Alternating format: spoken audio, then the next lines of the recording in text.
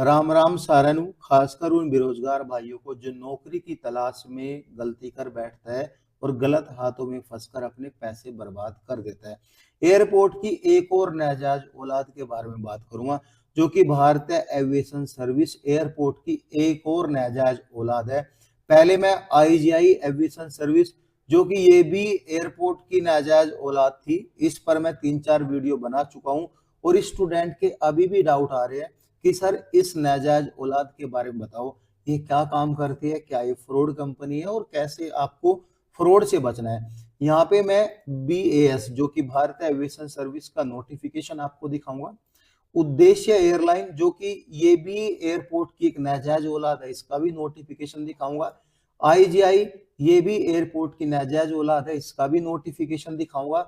और सबसे अच्छी बात आपको बताऊंगा, अगर आप एयरपोर्ट की जॉब की तलाश कर रहे हो और ऐसी कंपनी से कैसे बचे, चूंकि guys bureau of civil aviation security, नगर विमान सुरक्षा ब्यूरो जो है, इस पर आपको क्या देखना है, क्योंकि ये एक जेन्युइन वेबसाइट है। और गाइज यहाँ पे एक वेबसाइट और है मेरे पास, मिनिस्ट्री ऑफ कॉर्पोरेट अफेयर की मेरे पास वेबसाइट है, जो कि मैंने इस कंपनी का डेटा निकाला है। आप भी चाहो एमसीए की पोर्टल पर लॉगिन करके इस कंपनी का डेटा निकाल सकते हो, क्या काम करती है क्या नहीं करती। हमारा मेन टारगेट है बीएएस, यानी कि भारतीय एविएशन सर्विस। ये हमने 2-3 चीजें एग्जाम्पल के तौर पे रखी है, क्योंकि ये आपस में एक दूसरे की नाजायज औलाद है। इनके बिना दूसरी औलाद को प्रूफ नहीं कर सकते। बस मैंने इस ये नोटिफिकेशन इसलिए रखे हैं क्योंकि इस नाजायज को गलत साबित करना है, ठीक है।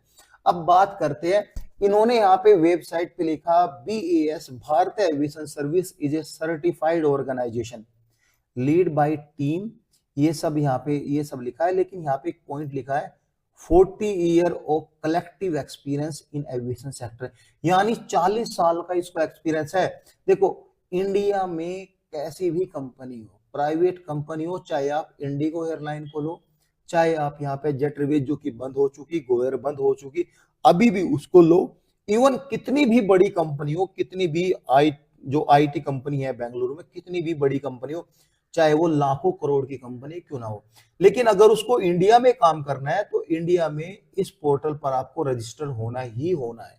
अगर नहीं हुए तो आप यहाँ पे क्लियरली फ्रॉड डिक्लेयर हो। अब मैंने यहाँ पे सर्च किया भारतीय एविएशन सर्विस, जो कि मेरा अच्छा एक्सपीरियंस है इस वेबसाइट को लेके, लेकिन यहाँ पे क्या लिखा, नो रिजल्ट फाउंड। 40 साल का एक्सपीरियंस, यार कैसा है, मुझे तो नहीं पता कैसा है ये 40 साल का एक्सपीरियंस, ये कहाँ से ला एक्सपीरियंस और कब आई है, इसका कुछ भरोसा नहीं कब आई।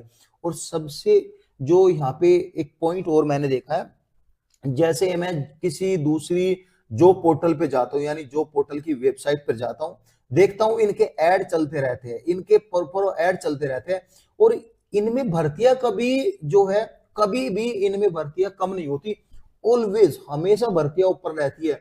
मतलब 12 महीने हमेशा भर्तियां ओपन रहती है।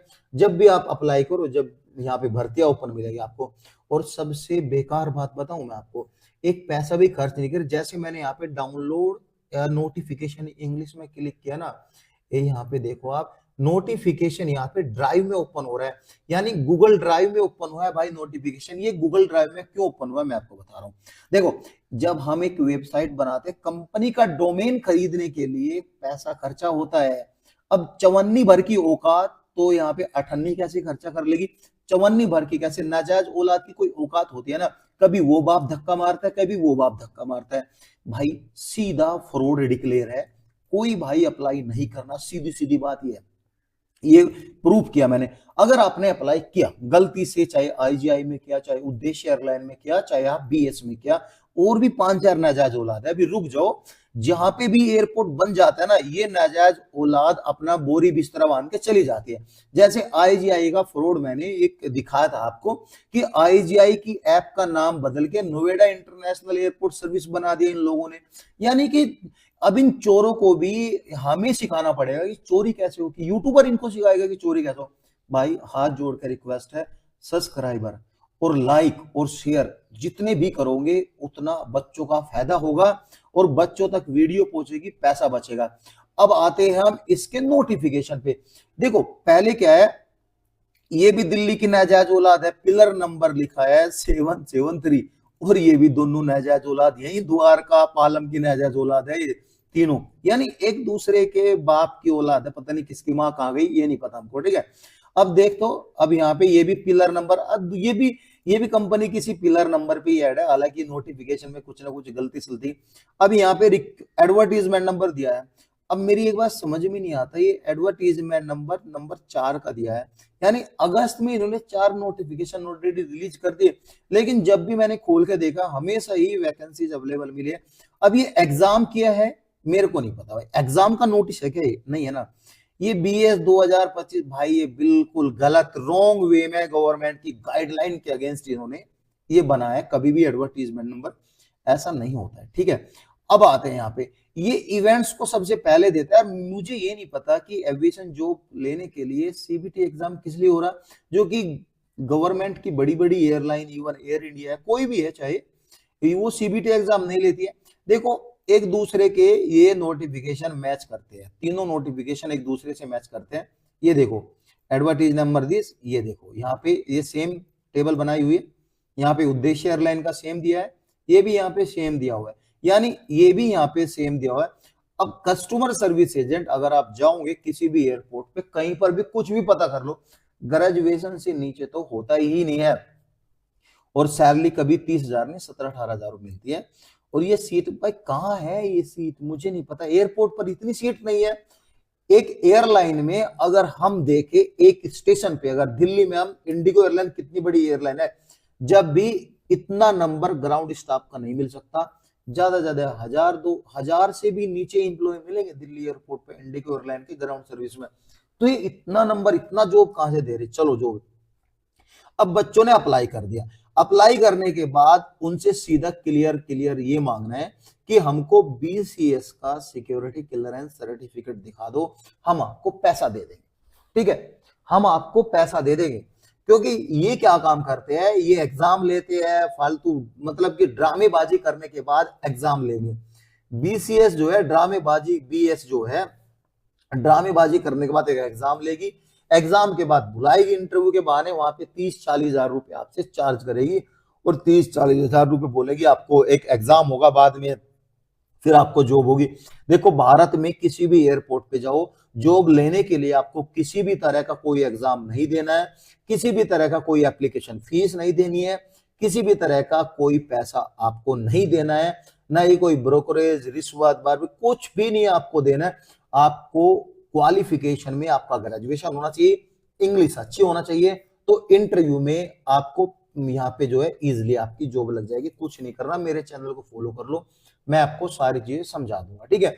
अब इनके पास BCS का क्लियरेंस सर्टिफिकेट नहीं मिला। बात करें एयर इंडिया, बात करें इंडिगो एयरलाइन, बात करें स्पाइसजेट एयरलाइन, बात करें एयर एशिया, बात करें विस्तारा एयरलाइन, इवन आकाशा एयरलाइन की बात करें, जो भी एयरलाइन और जो भी ग्राउंड हैंडलिंग कंपनी, चाहे वो अपने एक एम्प्लॉय को एयरपोर्ट पर मैन पावर सप्लाई करती है, तो इसको BCS की एक फी और सिक्योरिटी क्लियरेंस लेना पड़ता है।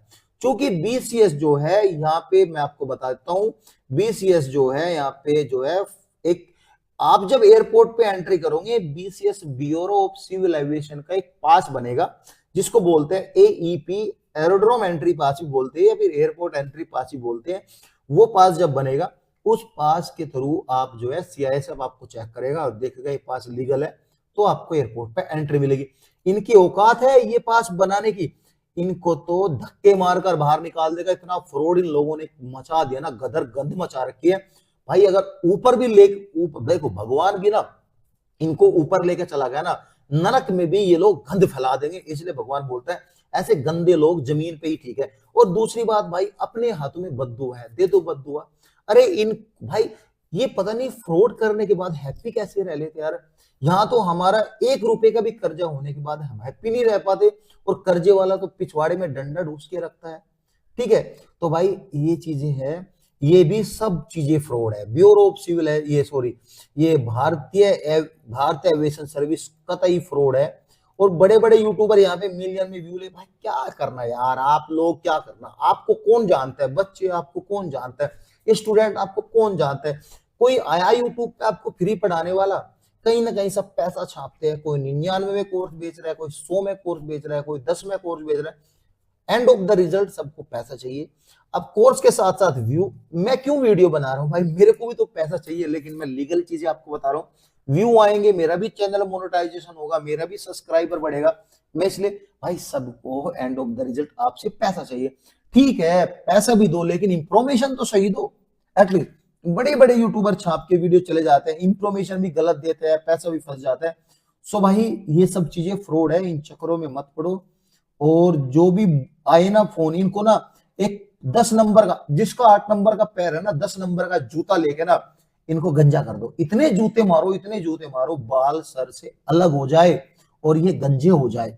और इतनी बद्दुआ दो, इतनी बद्दुआ दो, ये एक पैसा भी कर्जे का जी ना पाए, दर दर की ठोकरें खाए। इतना पैसा इन लोगों ने बर्बाद कर दिया ना। लोग करोड़ों में स्कैम चल रहे हैं। गवर्नमेंट क्या करेगी? क्या कर लोगे तुम? गवर्नमेंट कुछ नहीं होगा भाई। मैं आपको बता रहा हूं क्या होगा। होने को ये होगा, आपकी चप्पलें घिस जाएगी, आपके 3-4 लाख तो वैसे। बीइंग ए स्टूडेंट क्या कर लोगे आप? फैमिली सपोर्ट नहीं है क्योंकि जॉबलेस हो, और रिश्तेदार सपोर्ट नहीं है क्योंकि जॉबलेस हो। खुद के पास पैसा होगा जब भी तो कुछ करोगे, नहीं कुछ कर पाओगे। पढ़ने के लिए तो स्टूडेंट के पास पैसा नहीं, वो यहाँ पे कोर्ट केस लड़ेंगे इनके चक्करों में, नहीं होगा। स्वच्छ भारत अभियान गंदगी मचा रखी है इन्होंने सालों ने। ठीक है, चलो इतना बहुत हुआ। नेक्स्ट वीडियो फिर कोई भाई किसी की नाजायज औलाद लेके आएगा और आपको बताएगा क्या क्या कहानी है। चलो राम राम।